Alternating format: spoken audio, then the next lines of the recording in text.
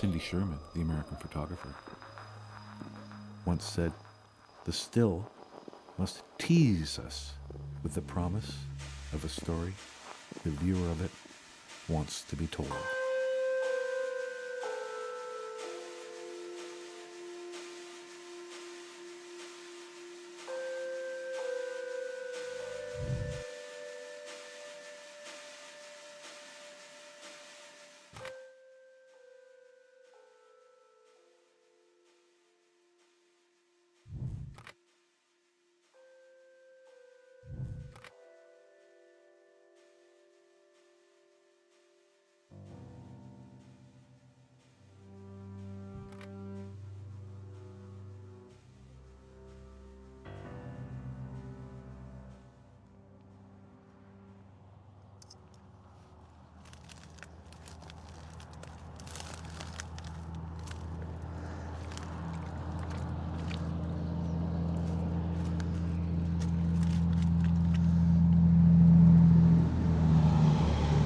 Hi there, folks.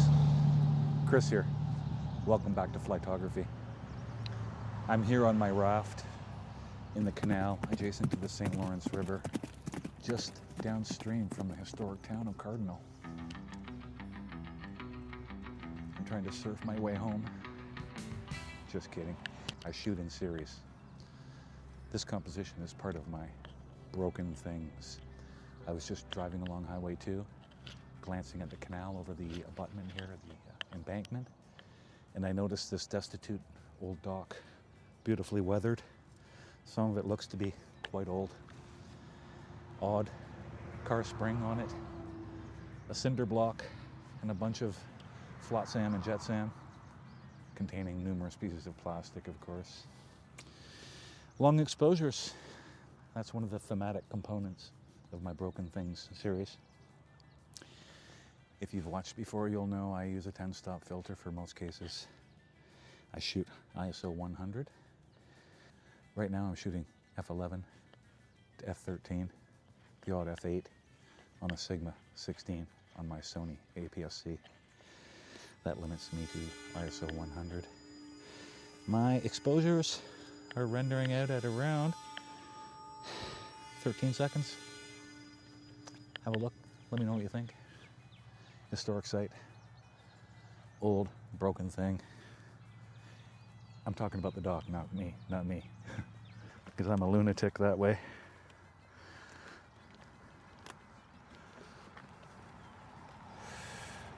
This could result in an injury. Did you hear that? Okay, as long as I don't move too much. Well, quite a few broken things when you start looking. The canal itself, massive stonework in the ashlar pattern, crumbling back into the river. Time, my friends, time is all it takes, and that is ultimately one of our main subjects. The other being, of course, light.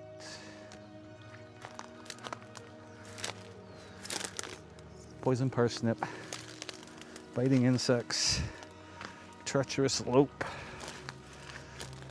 Is it all worth it? I don't know. Please like and subscribe.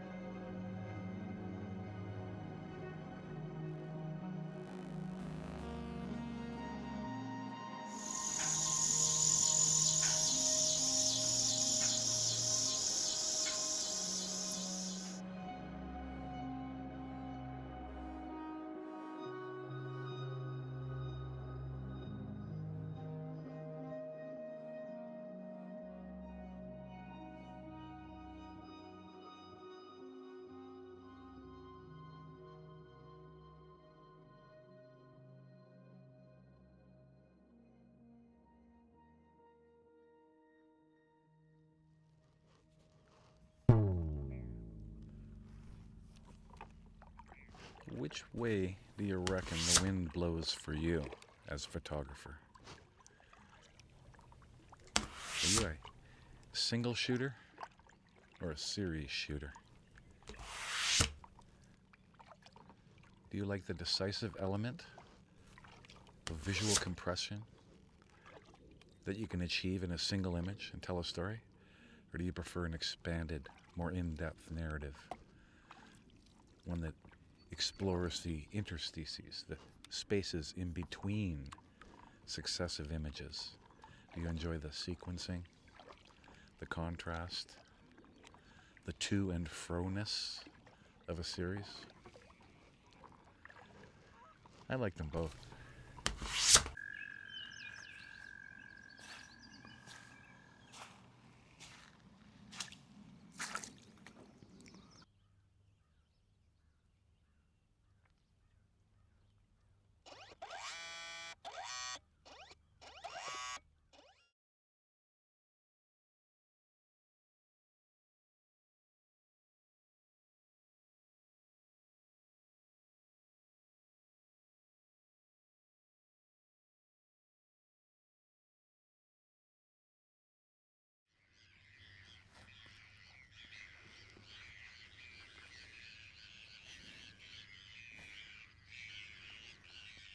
The entry. Raft of Medusa, the Gallop Canal. A prosperous area, highly sought after waterfront property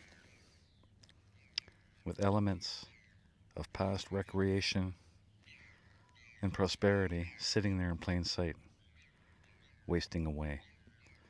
That's the decadence that I'm talking about in the project Broken Things.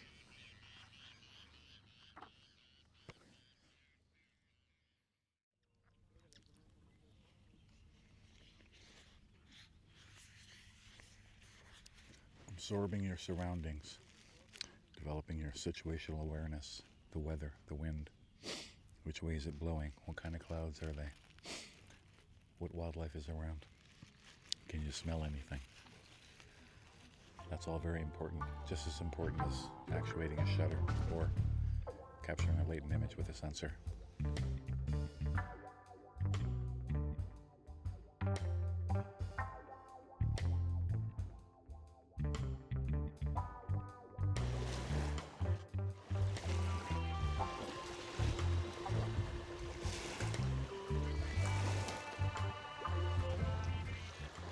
Who doesn't like a nice sunburst? Just here composing and shooting experimental shots with different amount of waves.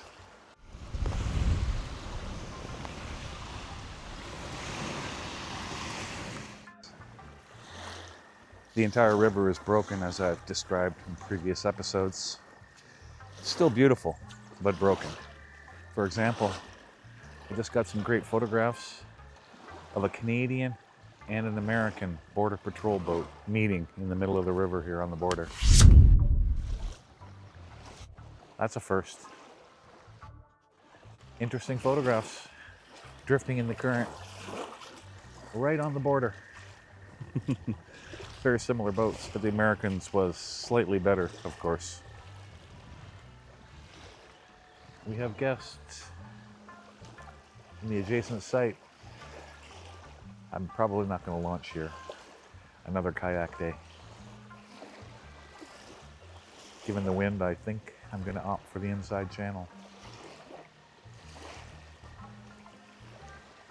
What do you think? I've got my printer with me so I can print off that long exposure right now. F11, ISO 100, exactly 2 minutes, 15 stop neutral density filter. I set my exposure at 1/250th with those settings, and then I slap on the filter, 2 minutes. It's an easy go.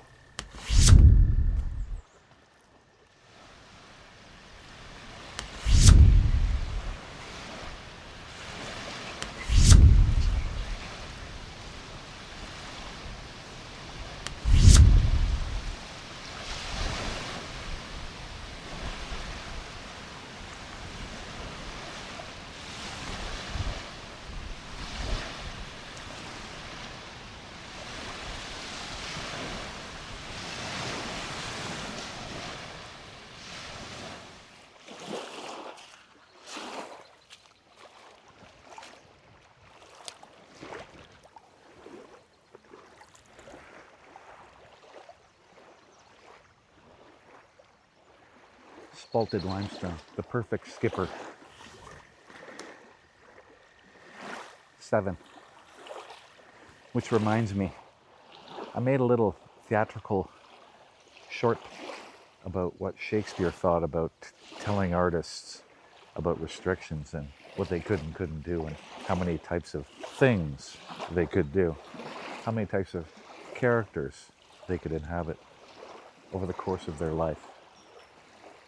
Let me know what you think about it. I'll play it for you now while I pack up. Oh, and by the way, I did stabilize the tripod with flat rocks underneath there. And my long exposure of my long exposure is sharp.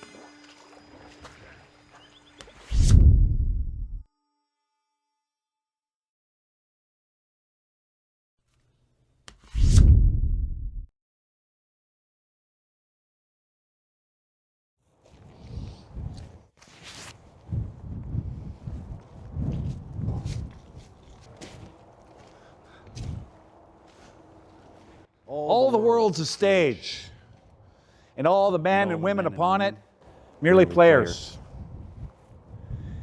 They have their exits and their entrances, and one man in his time may play many parts. His acts being 7 ages. 7 acts being 7 ages. 7.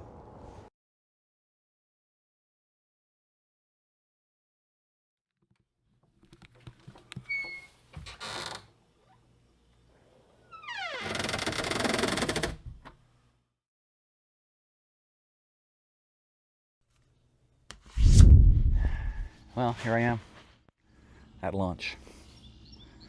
A section of old, broken Highway 2 in South Stormont. This is it disappearing under the river, as it does up and down for about 200 kilometers. Now, the flow in a photo book is accomplished through a couple basic tactics. We've got tone, color, the psychology of color in particular, contrast, very powerful. We've got atmosphere and mood, we've got subject, and we have genre. That's why I showed you my little Shakespearean reproduction. What Shakespeare was getting at in that speech by Jacques in the Forest of Arden was that there are no such thing as predetermined boundaries. An artist, a creative person, is going to go through a process. It's a progression. Can you imagine if someone in the late 19th century had walked up to Van Gogh in 1888 when he was painting the cafe at night and said, "No, excuse me, sir, you can't use that brushstroke. That's not the brushstroke you used to use. You can't do that. And while you're at it, get out of that field." Can you imagine how that would go over, telling a painter that they can't do something? It's the same thing for a photographer. Telling a photographer that, no, you can only stick to portraits because that's what you did before. You can't go to landscape school. You can't go to street school. You can't go to abstract school. No way you can do intentional camera movement. That's all really theater of the absurd. And that was the point of my Shakespearean drama. All of these aspects we have to employ to create a story, a narration. The narration is created by the viewer, not the photographer. The photographer plants the cues. All we're doing is establishing a focal point or a group of focal points, depending on whether or not you're a Western artist or an Eastern artist. If you don't know the difference between the two formats for storytelling, you should look into it. It's quite profound, and it may be one of the reasons you're not landing your images in certain areas. We've got the picnic table. We've got the dock I just showed you. A couple days ago, I got some good testers yonder across the causeway of about a 50-foot schooner that sat chained to a disintegrating concrete pier, big metal piles rusting, the boat's deteriorating. That boat has not moved in over a decade, except drifting ever so slightly on its chain, or chains, I guess. So the testers I got the other day the water wasn't very rough, but it did give me what I was looking for, is like a basic comprehension of what it's going to look like. So the piles in the water and the distant shoreline, the horizon, all look good. And the boat itself was just gently, ever so gently, slightly moving over the course of that long exposure. And it didn't blur right out, but what it did was register several times. More or less like it's coming in and out of phase, which is pretty remarkable. I like it a lot. The name of the boat, by the way, is Borrowed Time. Apropos, I couldn't have orchestrated it better. I'm going to pack this kayak into that body of water and head off to my black cottonwood and have a gander. And you never know. The sky could open up and we could have a storm and some waves, and you might see me doing another long exposure. But probably not. Preparation is half of the battle. Scouting. Some days you won't even have to take a photograph, but you will have to compose one.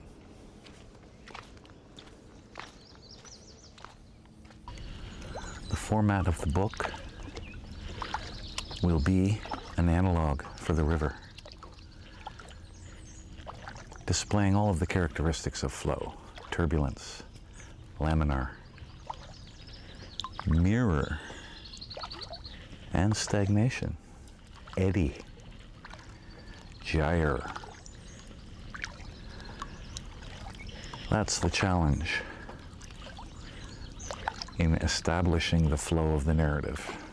This narrative, I want it to transcend the normal weird cultural aspects, not be reliant on a single dominant focal point. That's a Western thing. We don't always have to be focusing on nouns. Sometimes there can be verbs and adjectives, like this.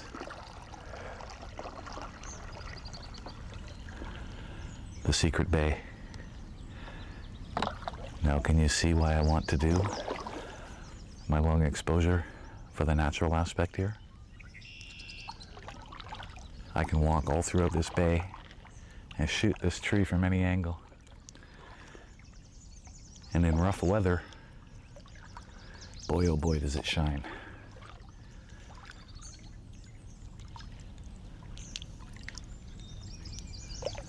Look at that reflection.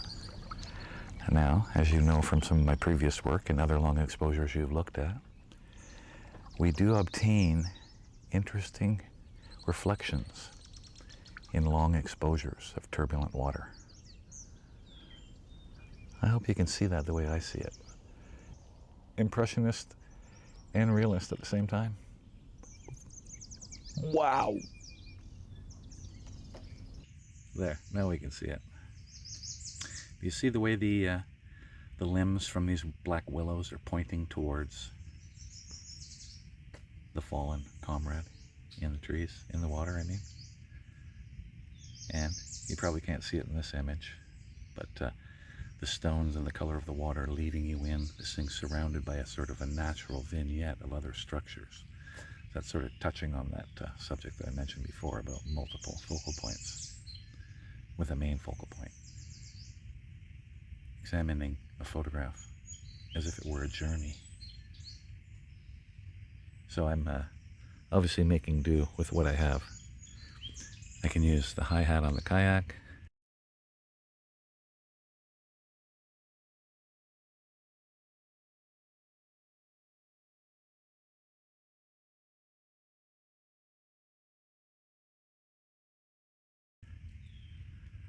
Or objects in the area. So I've created several long exposures here to get an idea of what it's going to look like. And I'm liking it so far. This Blackmagic camera app for my Samsung I'm not liking so much. But that's kind of like what it's going to look like there. I like it. I think we're done here. Oh, my darling Clementine. Uh-oh.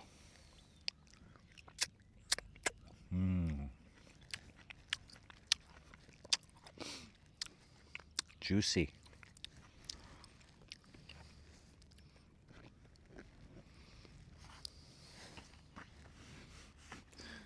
What's a field record without a little evidence of the field?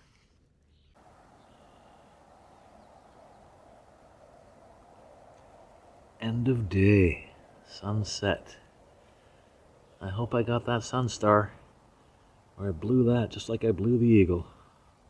Until next time, folks.